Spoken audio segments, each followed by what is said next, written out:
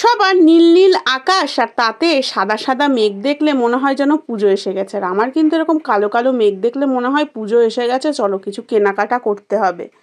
আসল ব্যাপার হচ্ছে বাপু, আমরা হলাম 12 বছর আগের মানুষ, মানে এক যুগ আগের মানুষ। তখন কিন্তু অনলাইন ছিল না, জামা কাপড় রেডিমেডও পরা হতো না, ওই বানিয়েই পরা হতো। আর এই বৃষ্টির মধ্যে ভিজে ভিজেই বানাতে যেতাম। প্রাণনাথ going to office and I am করিং দ্য গেটম্যানের ডিউটি।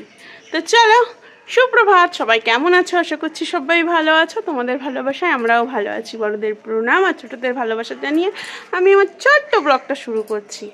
আজ হচ্ছে শ্রাবণ মাসের দ্বিতীয় সোমবার, আজকে হচ্ছে বাবাস ডে, তাই না? চলো, ভোলে বাবার নামে কারা কারা আছো জানিও আমাকে।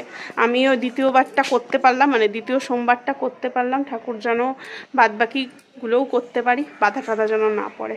তো চলো জয়েন করবো এবার অফিস ঘরের কাজ পুরো কমপ্লিট, রন্ধন তো কমপ্লিট। এবার মাজন ঘোষণগুলো করে কেচে একেবারে স্নান করে চলে আসবো। তার আগে ঘর মুছতে হবে। চলো, প্রিয়দর্শিনী ঘুমোচ্ছে, সেই ফাঁকে হুড়হুড় দাবাং করে করে নিই। আর জানো তো, এখন যখন মানছি একটু সব কিছুই মানার চেষ্টা করি। আমি গুগল সার্চ করে দেখি যে শুভ টাইম কখন জল ঢালার। তো দেখলাম 10টা 15 থেকে 1টা 1 পর্যন্ত টাইমটা ভালো। এখন অলরেডি আমাদের ঘড়িতে বাজে হচ্ছে 11টা 20। দেখা যাক করতে পারি কিনা এর মধ্যে। তো চলো ঝপঝপ করে নিই। চলো, গ্যাস বাবুকে স্নান ধান করানো হয়ে গেছে, এবার পোছাপুছি করে দিয়ে তারপরে মাজিং দা বাসন। আর আজকে বাসন কোসন সেভাবে হয়নি, একেবারে দাঁড়িয়ে ঘোরার ন্যায় খুচরো লেভেলের বাসন কুসন মেজে নিই, তাও আবার পাইকারি রেটে।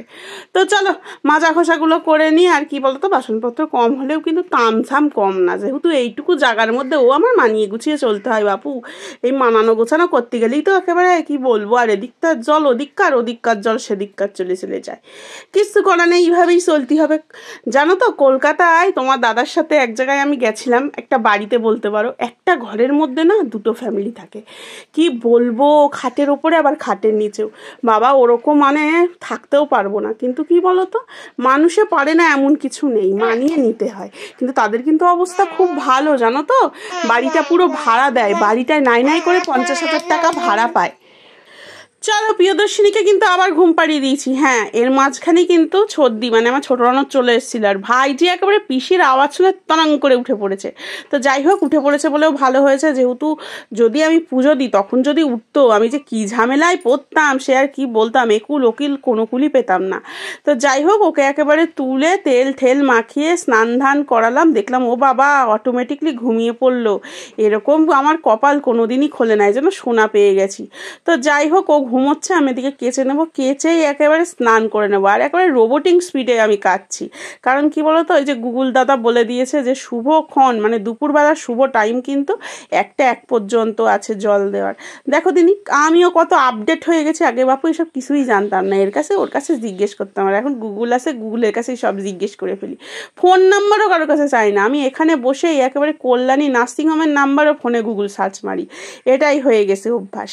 তো যাই হোক, স্নান ধান কমপ্লিট। একেবারে সোমবারের আমার এই ইউনিফর্ম সবুজ নাইটিটা পরে ফেলেছি, পরে চলে এসেছি পুজো দিতে। আর তোমাদেরকে কইছিলাম না যে না, এই ভুল আর আমি করবো না, পুজো দেওয়ার কোনো রকম ভিডিও করবো না। কিন্তু কি বলো তো, দেবাগ্নি বাড়ি আছে, তো আজকে আর আমাকে এক হাতে ভিডিও করতে হচ্ছে না, আর এক হাতে পুজো করতে হচ্ছে না। তাই দেবাগ্নি একটু করে দিচ্ছে। দেবাগ্নিও মাথাও জল দিল, কারণ ও আজকে দুধ খেয়েই স্কুলে গেছিলো। বললো মা আমিও জল দেবো। আর ছোট থেকে না একটুখানি মানে ঠাকুরের প্রতি মতি হওয়া ভালো। তো যাই হোক, ও পুজো টুজো দিয়ে নিল, আমি ওদিকে দিয়ে নিয়েছি। আর দেখো, ফলের ভারে আমার ছোট্ট বাবা একেবারে চাপা পড়ে গেছে। কি আর করা যাবে, শুধু আমরা অ্যাডজাস্ট করছি না, আমাদের ঠাকুররাও কিন্তু অ্যাডজাস্ট করছে একটুখানি জায়গার মধ্যে। তো এদিকে তুলসীতলায় জল দিতে চলে আসলাম। তুলসীতলায় জল ঠল দিয়ে ওদিকে আমি ভাত বসাবো। আমার কিন্তু সোমবারে কোনো বাড়ি আমি হচ্ছে ভাত খাই না, আমি সন্ধ্যার পরে সাবু ফল এগুলোই খাই। কিন্তু মা প্রচণ্ড বকছে, যেহেতু ছোটো বাচ্চা, বললো আতপ চালের ভাত ঘি দিয়ে খেয়ে নাও। তো যাই হোক, দেখতে দেখতে বৃষ্টিও এসে গেল। চলো ভাতটাও বসিয়ে নিই, মেয়েটার ঠান্ডা লেগেছে তাই ভাতই খাবো।